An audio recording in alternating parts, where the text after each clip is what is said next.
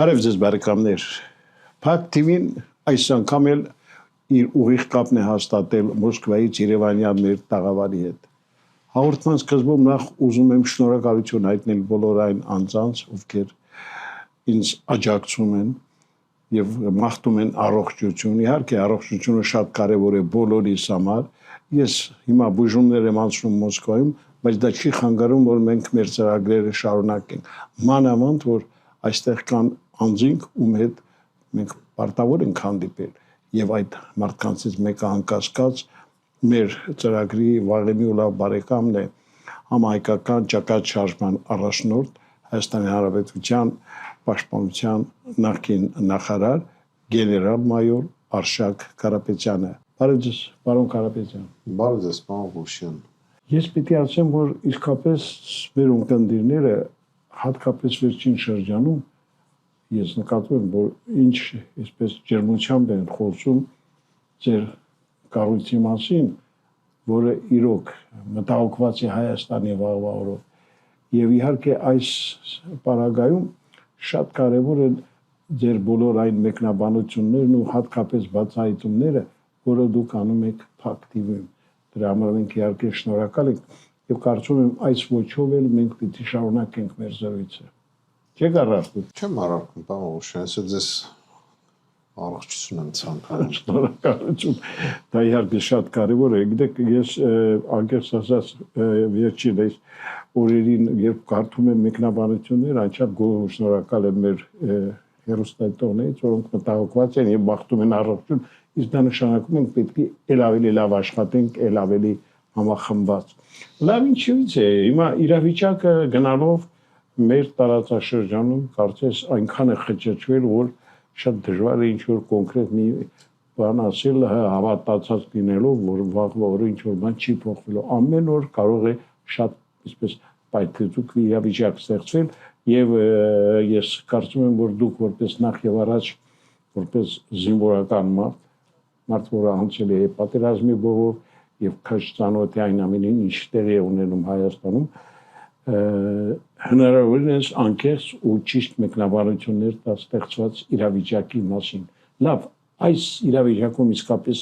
ինչ զարգացումների մենք կարող ենք ականատես լինել մոտակա ժամանակներս։ Պարոն Ղուշյան, դե նորություն չեմ ասի, որ եթե մեր երկրի ղեկավարությունը լինի իդեմս այսօրվա ներկայացված մարդկանց կողմից, մենք կորցնելու ենք պետականությունը։ Դրա նախադրյալները արդեն ակնհայտորեն երևում է, հա։ Փաստացի մեր երկրի ղեկավարությունը կատարում է բոլոր ադրբեջանա-թուրքական պահանջները։ Ես շեշտում եմ իրենց պահանջները։ Փաստացի մենք այսօր Ադրբեջանից կախման մեջ ենք, ինչքան էլ ինքնասի մենք անկախ երկիր ենք։ Այսօր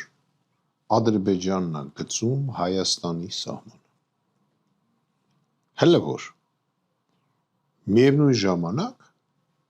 հասկացնում է, որ Հայաստանը դա իրենց տարածքն է, չգիտեմ, արևմտյան Հայաստան, Ադրբեջան կներեք, եւ այլ։ Հասկանում եք, մենք անկախ երկիր չենք, ինչքան էլ ինքը դե հեքիաթներ պատմեն այդ մեր այդ անհաջողները։ Բացի դրանից, ինչ է անում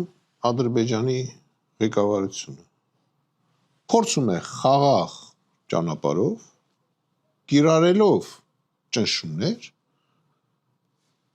ստանալ այն, ինչ որ կարող է, մաքսիմալ ստանալ։ Տեսեք, Թաուշում զիջեցին, իրենք ոչինչ չտվեցին, չեն էլ տալու։ 3 տեղեկություն էր ֆրում, որ հիմա անցնում են Սյունիքից, բայց չհասկացա, եթե Թաուշից սկսել եք, պետք է գար գոնե Վարդենիս, սի սահմանները, հետո Ջերմուկ, չէ, ճանապարհը, եթե վերևից եք սկսել, լոգիկան դա է։ Հիմա թռնում են Սյունիք։ Ինչի համար, որտեղ այդ ուղղություններում էլ կան կետեր, որտեղ մենք առաջ ենք։ Ադրբեջանի հասկացողությամբ իրենց տարածքում ենք։ Նրանք ես վստահ եմ, որ հաջորդը գնալու են Մեղրի, որտեղ այնտեղ էլ տեղեր կա, որ մենք առաջ ենք։ Եվ դրանով ավարտվելու է դելիմիտացիա կոչեցել։ Իրենք ոչ մի բան հետ չեն տալու, ես այդպես գիտեմ։ Աստված դա սխալվում։ Ու սա բերելու է նրան, որ հետո պահանջները ավելի են շատանալու, քանի այսօրվա իշխանությունը դա է, ինչ որ մենք տեսնում ենք։ Գիտեք, պարոն գեներալ, դժվար է ձեզ հետ չհամաձայնվելը, մանավանդ որ իսկապես իրավիճակը, որը կա մեր երկրում, մեղմ ասած շատ տխուր է եւ հատկապես անվտանգային հարցերը շատ այսպես խարխուլ վիճակում են։ Մենք ամեն վարքյան կարող ենք ել ավելի շատ տարածքներ զիջել Ադրբեջանին, ել չեմ խոսում Թուրքիայի։ Հիմա տեսեք, մեր իշխանությունների վերնախավը հպարտությամբ, հատկապես վերջին շրջանում ակտիվորեն ասում է, մենք պետք է անհապաղ բացենք մեր սահմանները Թուրքիայի հետ, որը շատ կարևոր է, մեր երկիրը արդեն անկախ է, ազատ է, ել չեմ խոսում այդ Վաշինգտոնյան փուչիկ փաստաթղթից հետո ամեն տեղ իշխանությունները ցույց են տալիս, որ իբր իրենք Հայաստանին բերել են այն երկար բաղձալի խաղաղությունը, որի մասին մեր ժողովուրդը երազել է, մենք այժմ կարող ենք շատ հանգիստ ու խաղաղ ապրել։ Այս առումով ինչ կարող եք ասել։ Աղուշյան, Հայաստանը ըստ ադրբեջանա-թուրքական տանդեմի կա ոչնչացնելու երկու ճանապարհ։ Առաջինը զինված ուժերի միջոցով, պատերազմի միջոցով, երկրորդը խաղաղ պայմաններում։ Ինչա դա նշանակում։ Դե եկեք ընդունենք, որ այսօրվա մեր կարգավիճակով մենք բացում ենք բոլոր սահմանները։ Ինչա մեզ տալու։ Կներեք, մեր ելակը տանելու են Թուրքիա վաճառել, կամ մեր ելակը տանելու են Ադրբեջան վաճառել։ Մենք բոլորս ինչ որ ժամանակահատված սովետական միությունում ապրում ենք եւ գիտենք Հայաստանում ով էր վաճառում հիմնականում սննդամթերքը, որը որ արտադրում էին գյուղացիները, որ կանգնած էր ադրբեջանցին, որը որ վաճառում էր այդ, ասենք ելակը եւ կանգնած էր մեր ներկայացուցիչը, ադրբեջանցինը որպես օրենք ավելի էժան էր։ Այդպես էր։ Մենք ինչ ենք ստանում դրանով։ Ինչ եմ ասում ներկա պայման, ես դեմ չեմ այդ արևտրին, շատ լավ հիշողություններ ունեմ իմիջիալոց այդ արևտրի մասին։ Բայց եթե դու կզած վիճակում ես, դու չես կարող կարգավորես, որ Թուրքիայի ապրանքը գա Հայաստան եւ կարողանաս պաշտպանես սեփական արտադրանք։ Այդ դեպքում թող գան։ Ինքը կարելի է թուրքական ապրանքի վրա հարկերը բարձրացնի։ Հարց եմ տալի։ Կամ ինքը կարելի է ադրբեջանցիների ապրանքի վրա հարկեր բարձրացնի։ Չէ, կան գրած հարկեր ու իրենք մտնելու են, իրենց մուծելով այդ հարկերը, որը մեր սահմանում այսօր գործում է, իրենց ապրանքատեսակները շատ ավելի էժան են լինելու։ Ստե մենք մեծ խնդիրներ ունենք եւ մեծ հարցեր ունենք։ Ու փաստորեն մեր գյուղատնտեսությունը վերջնականապես երևի կոչնչանա եւ ժողովուրդը ուղղակի կթողի Հայաստանը կլքի։ Չասելով մյուս վտանգները, որ մեզ պարտադրելու են, որ իրենք իրավունք ունեն հետո հող գնել Հայաստանում։ Եվ այլ։ Եվ դա կբերի վերջում Հայաստանի ոչնչացմանը։ Նույն բանը Թուրքիան փորձում էր անել Ղռիմում թաթարների միջոցով։ Նույնը անելու են Հայաստանի հետ։ Եվ կարծում եմ, որ հայոց պետականությունը գնալու է վախճանի, եթե սրանք մնացին ղեկավարության։ Եթե քո հարևանը քեզ չի հարգում, ո՞նց կարաս դու այդ հարևանի հետ ընկերություն անես։ Հասկանում եք, երբ որ գալիս է քո տուն, ասենք այդ հարևանը մեկ է կարող գալ քո տուն, ասենք այնտեղ, չգիտեմ, քո ապրանքը ջարդու խուր դանի, ասի իմնա։ Մի բան էլ վերցնի տանի։ Դու կարաք այդ հարևանի հետ ընկերություն անեք։ Նույնն էլ միջազգային հարաբերություններում է։ Իսկ մեր ԵԳ ղեկավարը ինչ որ թազա բաներ է հորինում, այն օրը իր ծրագիրն եմ կարդացել, ճիշտ ասած, ես ընդ ծրագիր չտեսա։ Ես ընդ ինչ որ տեսա ապուշ փիլիսոփայություն։ Ինչ որ անես տպավորություններ ոնց որ վերցրել է ինչ որ նոր բառարան եւ օրինակ կարդում է ինչա անկախությունը, ինչա Հայաստանը, ինչա Հայաստանի պատմությունը, ինչա պետությունը, այդպես ծրագիր է լինում։ Բաներ այդ ոնց ասեմ, ես մի անգամ վերջերս երեք կարծեմ խոսալուց ասացի։ Ռուսեն լավ բառ կա, ասում է բրեդ սումաշեցրը։ Абսուրդ է։ Ու ես ամենակարևոր բանը հասկացա, որ այդ մարդը չգիտի ինչ է Հայաստանը իրականում։ Չգիտի ինչ է նշանակում հայոց պատմություն, չգիտի ինչ է նշանակում հայրենիք։ Ինքը չի իմանում։ Ու դա ապացուցում է իր այս վերջի տարածած, իրոնց այդ վերջի տարածած այդ նկարը, որտեղ ինքը նստած այդ մոնիտորի դեմ բանը մուրճը դրած է ուշադրություն, հայոց դրոշն էլ վրեն կապած։ Ես նախ պատրաստվելով, այսպես իմանալով, որ մենք խոսելու ենք իհարկե քաղաքացիական մասին, ես ուզում եմ մեր անգրագետ ղեկավարին հիշեցնել, որ Հայաստանի Հանրապետությունում գործում է օրենք։ Դրոշի մասին կա օրենք, որը որ ընդունվել է Հայաստանի այսպես պարլամենտի կողմից։ Եվ այդ օրենքը ասում է որտե կարաս օգտագործես հայոց դրոշ։ Ինչ է հայոց դրոշ։ Ստե ոչ մի տեղ չի գրած օրենքը կարա չագուչին կպցնի։ Հետո դու հայոց դրոշը կպցրել ես չագուչին։ Դու ո՞նց կարաս լինես երկրի ղեկավար։ Եթե դու դրոշը չագուչին ես կպցնում։ Ու ինչ ես ուզում այդ չագուչով ասես։ Ինչա այդ չագուչը Ադրբեջանի նախագահի գլխին ես պատրաստում ջարդես։ Չէ, քո ժողովրդին ես բանում։ Ես սովորեմ մի բանի, որ դրոշի դեմը պետք է չոքես։ Եվ եթե ունենաս այդքան պատիվ, կարող է թույլ տան քեզ դրոշը համբուրես։ Իսկ ինքը չագուչին է կպցնում։ Ու մեզ էլ ուզում է բացատրի ինչա հայրենիքը։ Շատ ցավալի է իհարկե իրական Հայաստանից են խոսում, որ իբր արդեն նոր ինչ-որ բան է, ել չեմ խոսում, նորից եմ ուզում վերադառնալ Վաշինգտոնյան այդ հանդիպմանը, որտեղ իբր ստորագրվեց այդ Բաղդալի խաղաղության պայմանագիրը, որ իրականում այդպես չէ, բայց մեր ժողովուրդն է շատ ոնց որ միամիտ լինի։ Հիմա տեսեք, Սյունիքի հետ կապված Անգեզուրի միջանցքի տարբեր խոսակցություններ են գրում։ Փառք Աստծո, որ մեր երկու հարևանները շատ դիրքորոշում ունեն այդ հարցում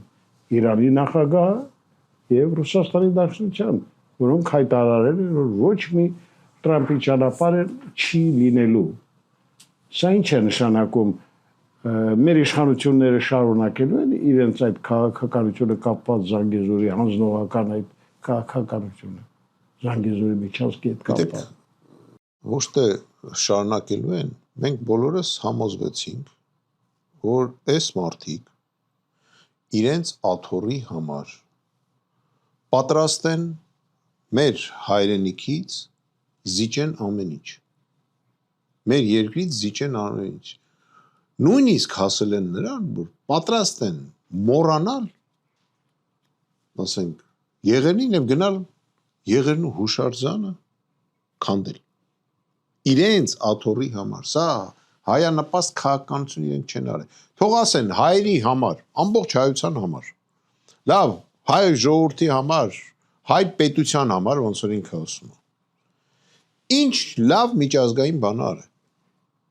Ինչ հաջողություն ունի։ Թող ասեն, ինչ հաջողություն ունեն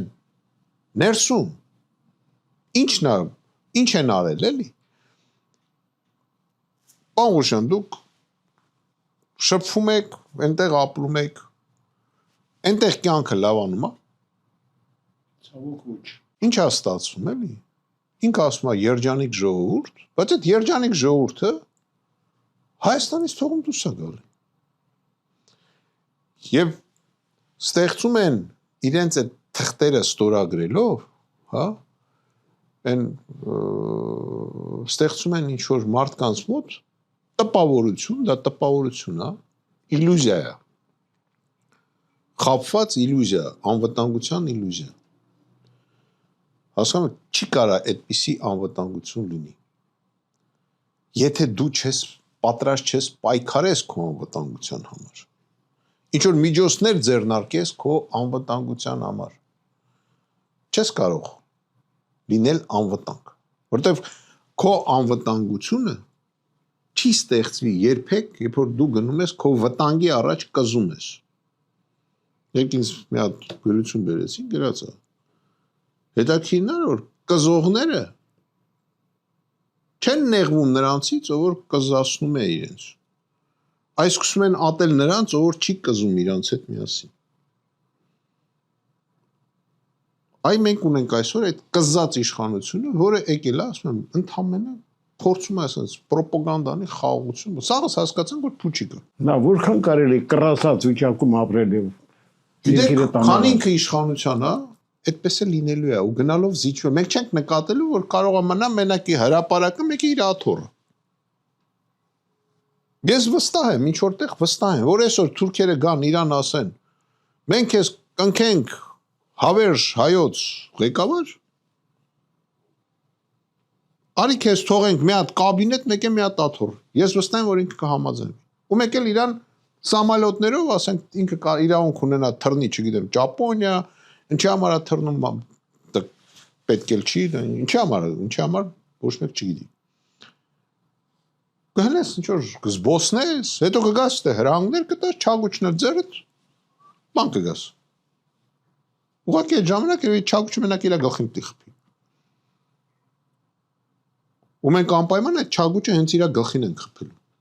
Այդ նույն չագուճը, որ դրած է հենց իր սեղանի վրա։ Բայց առանց դրոշի։ Սիրելի բարեկամներ, ես ուզում եմ հիշեցնել, որ իմ զրուցակիցը Հայաստանի Հանրապետության Պաշտպանության նախկին նախարար Արշակ Կարապետյանն է, որը միշտ հաճույքով մասնակցում է մեր հաղորդումներին եւ պարոն Կարապետյան, այսպեսի մի հարց է։ Մենք տեսնում ենք, որ իսկապես լարվածությունը գնալով խորանում է միջազգային հարաբերություններում։ Այ վերջին շրջանում էլ բավականին ցրվեց հարաբերությունները Ռուսաստանի Դաշնության եւ Ադրբեջանի միջեւ։ Երևի տեղյակ եք, որ արդեն միայն մուտքի արտոնագրերով Ադրբեջանի քաղաքացիները այսօր կարող են մուտք գործել Ռուսաստանի Դաշնությունը։ Վիզայի գաղափարն առաջացավ։ Սա ինչ է նշանակում, որ Ռուսաստանը հասկացավ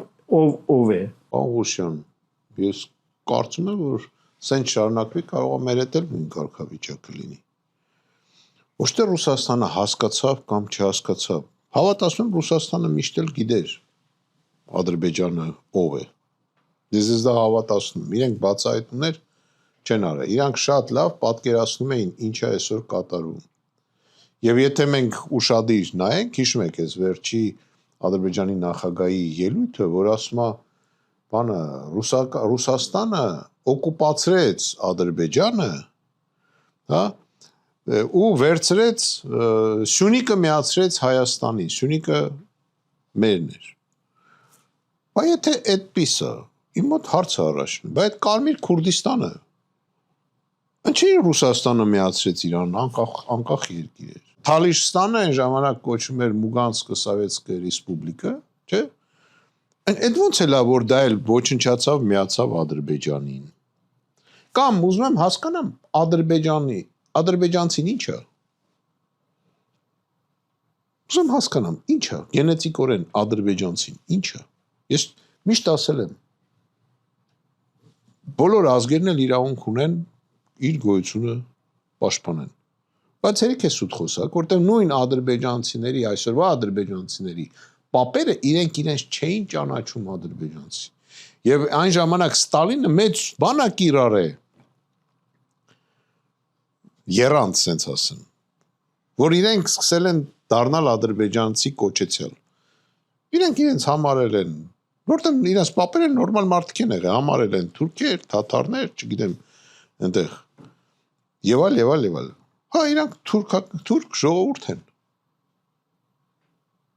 Ինչ որ տեսականի են, սենց ասեմ։ Չեմ վիրավորում։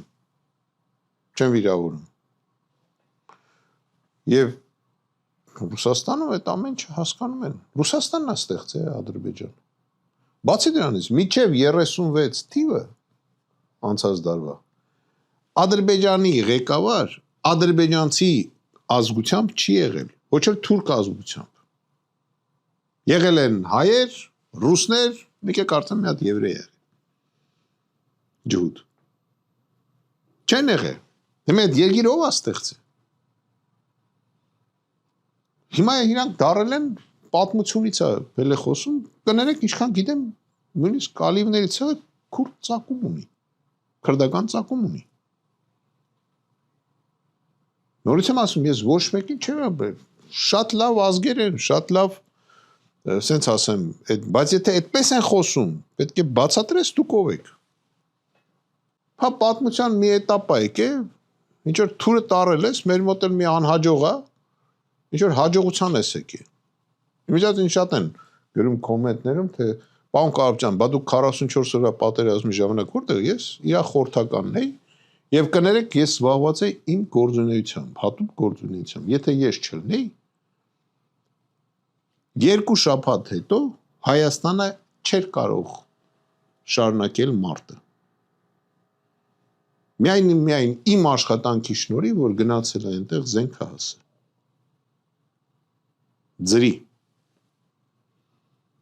Առանց որեցի մի կոպեկի։ Այնտեղ մարտիկան կասկաների վրա են փող աշխատել, այսօր իրանց դրել են բանի փրկիչների դեմ, հա, մեզ են անվանում, չգիտեմ, այնտեղ ասում դրսի եկած փրկիչները, չէ, ներսի փրկիչները։ Եկեք ներսի փրկիչներից խոսենք։ Լավ մենք դրսում ենք, լավ։ Չգիտեմ ինչ ենք, փրկիչ ենք, փրկիչ չենք, բայց մենք դրսում ենք։ Մենք ներսի կյանքի մեջ որոշում չենք կայացնում։ Դուք եք իրական փրկիչները այսօր էլ ուզում են կաթոլիկոսի տեղն էլ զբաղացնեն։ Եկել են երկրի ղեկավար են դարել, համ էլ ուզում են կաթոլիկոս դառնան։ Պարոն Կարապետյան, գիտեք, իսկապես այնքան շատ են այդպիսի անհասկանալի զարգացումները, որ մարդը ակամայից մտածում է, լավ, այսպես որքան կարելի է շարունակվի։ Տեսեք, մի հաճելի լուրի մասին խոսենք։ Օրեր առաջ Մոսկվայի Կրեմլի համագումարների պալատում մեծ շուկով նշվեց Ռուսաստանի հայերի միության 25-ամյակը։ Հզոր մի կառույց համահայկական, որը 25 տարի շարունակ ծառայել է ռուս եւ հայ ժողովուրդների բարեկամության կարևոր գործին։ Ինչ կարող եք ասել դուք այդ կառույցին։ Դե ես շնորհավորել եմ, երևի տեղյակ եք։ Ну, բայց կուզեմ մի երկու բան այսպես ասեմ, հա։ Բոլոր հայերը, ով որ ապրում են այստեղ, անգած ամեն մեկը մի բան է ստեղծում, այսօր նույն Ռուսաստանում, ինչքան ինձ այն օրը ասեցին, մոտ 200 հայկական ինչ-որ կազմակերպություններ կան։ Բայց ըստ ինձ կա իրենց մեջ մի կարևորագույն կազմակերպություն։ Մեր դուրը գալիս է, մեր դուրը չի գալի։ Դա հենց Արա Աբրամյանի կողմից ստեղծված կառույցն է։ Եվ մյուս կառույցները, եթե սիրում են իրենց ազգը, ոչ թե պինային որ ստեղծողը դուրները գալիս է, դուրները չի գալի։ Դե պարզ է, նման կատեգորիայի մարդիկ արաշ տարբեր վերաբերմունք ունենան։ Չկա մարդ, որը որ իրանից ինչ-որ բան է ներկայացնում, ու սաղ սիրեն, դες բան չի լինում։ Ուրեմն այդ մարդը, սենց ասեմ, հա, լաց են ելնում եւ սիրում են մենակ անցյալներին։ Հա, ուզում եմ ասեմ, որ ուրեմն պետք է բոլոր հայերը միավորվեն հենց այդ կառույցի շուրջ։ Ես դրա համար շնորհավորել եմ այդ 25-ամյակը։ Եվ նույն միավորումը մենք տեսնենք Հայաստանում։ Ես գտնում եմ, որ այսօր մեր իշխանությունը օգտվում է նրանից, որ այստեղ կան մի 200 հատ կազմակերպություն, Հայաստանում կա մոտ 3000 կուսակցություն։ Հասկանում եք, եւ տարբեր կազմակերպություններ, ֆորմալ, ոչ ֆորմալ։ Եվ ի վիճակով իշխում այսօրվա ղեկավարը։ Ու մենք լինելով ժողովուրդ եւ ազգ պետք է եթե մենք պետականամետ ժողովուրդ ենք, Հա, մենք դի պատրաստ լինենք։ Պետք եղած դեպքում դուրս գանք փողոց ու դրանց գլուխները ջարդենք։ Ոչ թե հավաքվենք, ասենք լավ, Էրիկա, ծվրվեք ձեր տները։ Չէ, այ Նեպալի նման։ Այնտեղ էլ մի հատ նույն ձևի վարչապետ էր։ Մեր այսօրվա վարչապետի քսերակոպիան էր։ Քսերոքսը։ Նույն ձևի մարդ էր։ Ժողովուրդը թափեց դուրս տեսակ ինչ արեց։ Պարոն Կարապետյան, ես մի հաճելի լուրի մասին եմ ուզում խոսենք, ֆուտբոլի Հայաստանի ազգային հավաքականը աշխարհի առաջնության ընտրական փուլի երկրորդ տուրում շատ կարևոր գեղեցիկ հաղթանակ տարավ Իռլանդիայում եւ դա մեզ բոլորից ուրախացրեց, չնայած առաջին տուրում մենք պարտվել էինք Պորտուգալիային, որ աշխարհի ուժեղագույն ակումբներից մեկն է, բայց այս հաղթանակը եկավ ապացուցելու, որ մենք ունենք դեռ պոտենցիալ եւ կարող ենք միջազգային ասպարեզում էլ ֆուտբոլային դաշտում մեզ ցույց տալ լավագույն կողմերով։ Տեսեք, անգամ Վրաստանի հավաքականը, որը համարվում էր վերջին տարիների ամենապրոգրեսը ապրած թիմը, սեփական հարցի տակ 2-3 հաշվով պարտվեց թուրքերին, էլ չեմ ասում այն ծեծկրտուքի մասին, որը խաղից հետո ստեղծվել էր հանդերձարանում այդ երկու թիմերի ֆուտբոլիստների միջև։ Մի խոսքով ֆուտբոլ սիրում եք։ Իհարկե սիրում եմ։ Բայց սենց ասեմ, քանի որ մասնագիտորեն պարտություն չեմ սիրում, դրա համար ճիշտ ասած չեմ նայում։ Բայց երբ որ լսում եմ, որ մերոնք հաղթեցին, այն ժամանակ փառք Աստծո այսօր հնարավորություն կա հետ գալ եւ նայել։ Բացի դրանից ես իրոք ֆուտբոլը սիրում եմ մի քանի պատճառներով, ես որովհետև օրինակ իմ բարեկամներից մեկը, որը ինձ քերի է գալի, եղել է Արարատի ֆուտբոլիստ Գրիշա Ամբարձումյանը, երկրորդ համարը։ Հայտնի Գիլոն, հա, Գիլոն։ Դավիթ Համբարձումյանը, իմ քերին է։ Ինչ եք ասում, ինձ։ Հա, ու իհարկե մենք ոնց ասեմ, ես չեմ կարող հանգիստ նայեմ, թե մեր հավաքականը ոնց է պարտվում։ Հիշում եք այդ Գրիշա Ամբարձումյանը, որ ասենք խաղում էր բանում սովետական առաջին ֆուտբոլիստն է եղել հայ, որը եղել է սովետական միության հավաքականում եւ առաջին պաշտպանը, որ հարցակողական ոչինչ։ Այո, եւ առաջին պաշտպանը, որը ցույց է տվել, որ պաշտպանը կարա եւ հարցակվի եւ գոլեր խփի։ հա։ Ու իհարկե ինձ համար դա շատ հարազատ այսպես սպորտաձև է, բայց ասեմ, որ շատ ծանր եմ տանում, երբ որ իրոք իմիջիայլոց ասեմ, այդ բոլոր պարտությունները ոչ թե պոտենցիալի պակասից է, տեխնիկ, ասենք մեր խաղացողները, մեր հայերը այսօր էլ աշխարհով մեկ խաղում են, մենք գիտենք, տեխնիկապես էլ լավ են եւ այլ եւ այլ։ Այ հենց մեր ֆուտբոլը հենց մեր գիտեք մեր ժողովրդի պատկերն է։ Հասկանում եք, մենք մոռացել ենք այդ, գիտեք, կոմունիստներից մենք շատ բաներ կարանք թերություններ պատմենք կոմունիստների մասին, բայց կար մի կարևոր բան, որը մենք լիովին ոնց որ թե մոռացել ենք։ Դա կոլեկտիվի մեջ ապրելաձևն էր։ Այն, որ ասում են կոլեկտիվը ամենակարևոր օղակն էր։ Այ մենք դա ենք մոռացել։ Այսօր անձնականը եկել է առաջին, ոնց ասեմ, առաջին պլան եւ դա է մեր խնդիրները։ Մենք բոլորս մտածում ենք մեր կենցաղի մասին, մեր ու դա ավելի կարևոր ենք դրել, քան պետությունը, քան մենք հայերս մեզ փաստացի մենք կարանք միայն ու միայն մեզ ոչնչացնենք, հավատացեք, թուրքերը մեզ չեն կարող ոչնչացնել։ Մենք այն ազգը չենք։ Չեն կարող, իրանք թուրքերը կան, հետապա ինչ որ ժողովուրդ է, որ պատմության մի պստիկ հատվածում այսպես հայտնվել է, հավատացեք ու անհայտանալու է, ոնց հայտնվել է։ Մենք ցավոք այսօր արդեն մեր առաջին դասարանցիների այդ բնարանը չկա Մեսրոպ Մաշտոցի նկար այնտեղ։ Երեխաները չգիտեն ով է եղել հայ տարերի հիմնադիրը, ստեղծողը։ Դուք պատկերացնում եք, սա ուղղակի ապշեցուցիչ Իլ չեմ խոսում սրանից սպոր բան, ես իմ կյանքում չեմ կարող պատկերացնել։ Դրա համար էլ չպետք է զարմանանք, որ հայկական դրոշը կարա կպցնի Չագուչին։ Սենց ասեմ, այդ մարդը չունի ոչ մի այդ մարդիկ չունեն ոչ մի, սենց ասեմ, սիմվոլ կամ ոչ մի հայի ինչ որ արուն դրանց մեջ չկա։ Կամ այդ կրթության եւ գիտության նախարարները կամ այն նախարարները ինքը հելավ ասես դուք ձայնի իրավունք չունեք, դուք շեստյորք եք։ Իր ասածն եմ ասում։ Այո, կառավարությունը ես եմ։ Դե մեկը թասիբ ունենար, թող ինձ ասում են մի հատ կին ա դիմում գրե։ Մի հատ կին, որը որ նախարար չէր, ինչ որ իրա բանում էր, վարչությունում էր։ Մի կին ա դիմում գրե այդ հայտարարությունից հետո, որը ես համարում եմ շատ պատվավոր եւ տղամարդ կին։ Այնտեղ չկա ոչ տղամարդ, ոչ էլ թասիբ ունեցող ուրիշ մարդիկ։ Ինչ թասիբի մասին կարանք խոսենք։ Ինչի ենք զարմանում, որ Մեսրոպ Մաշտոցի նկարը թուրքերը երազում են Մեսրոպ Մաշտոց ունենան։ Պատմություն են գրում։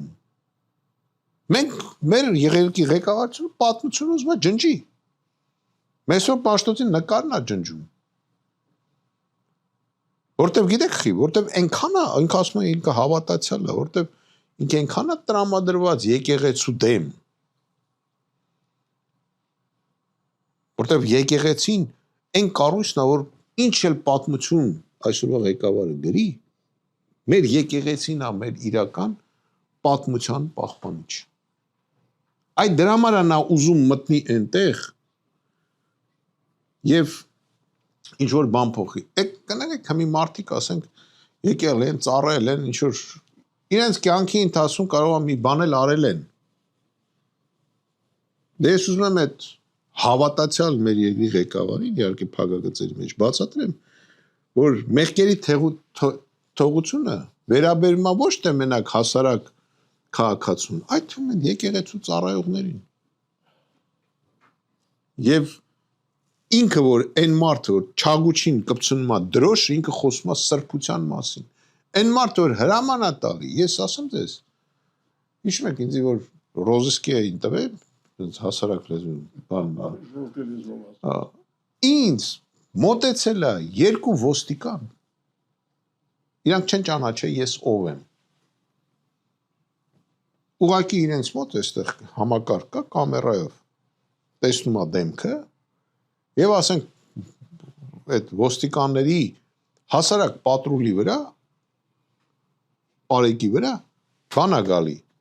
ինֆորմացիա է գալի որ այս ինչ մարդը որը որ գտնվում է այսպես կոչված ռոզիսկի մեջ գտնվում է այս ինչ որ հասցեով ամենչով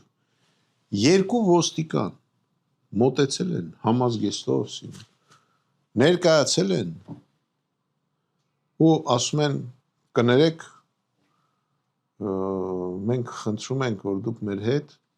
չեն իմանում ես ով եմ այդ երկուսը հաստատ չգիտեին մեր հետ համեցեք մենք պետք է գնանք այստեղ մեր բաժին մեր մոտ 7 ավտոյով մասկեքով գալիս են մի հոգու վրա հարցակվում են դա գիտեք ինչ է վախկոտի պահվածքը իսկ ինչ է խանգարում այդ մարդուն առաջի անգամ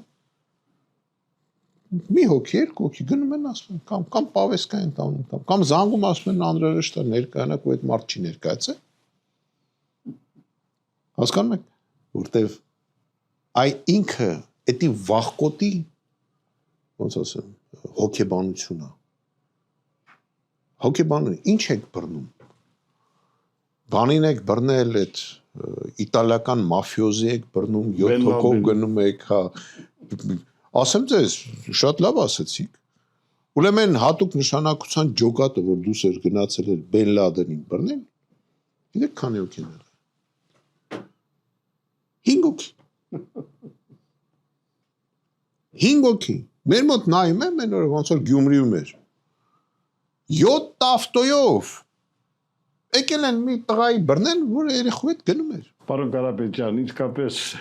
ձեզ հետ միշտ հետաքրքիր է զրուցելը։ Շնորհակալ եմ այսօրվա հանդիպման համար։ Բայց ֆուտբոլի չեն կարում։ Տեսեք, դուք ուզում եք շեղվենք, գնանք